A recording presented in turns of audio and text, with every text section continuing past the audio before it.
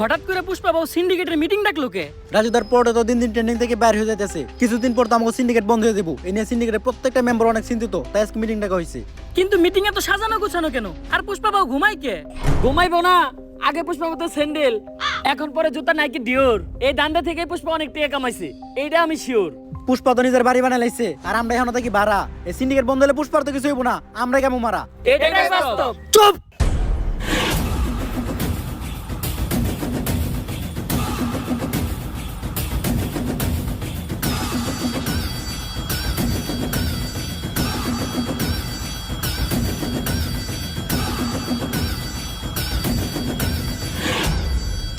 একদম চুপ। পুষ্পা বাবু যখন করব ঘেউ, তখন সবাই চুপ থাকবো, কথা কইব না কেউ। কিন্তু বাউ গেও তো কোত্তাই করে।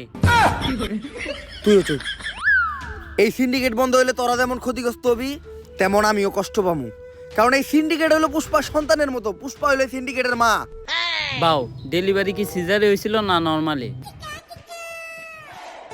খালি জুতাটা দিয়ে তোর গালে বাড়ি মারতে পারতাছি না, কারণ তোর গালের থেকে আমার জুতার দাম বেশি। সিন্ডিকেটের প্রত্যেকটা মেম্বার রে কইতাছি, এই সিন্ডিকেটরে এত দূর আনার পিছনে আমার কিন্তু একটা অবদান ছিল। অবদান অস্বীকার করা যাবে না ভাইয়া। কিন্তু সিন্ডিকেট এখন আর আগের মতো নাই, তাই আমাকে নতুন একটা ধান্দা ধরতে হইব, আর যেটা কইরে আমাকে সফল হইতে হইব। তবে কি এমন করা যায় যেটা কইরে আমরা সফল হইতে পারবো?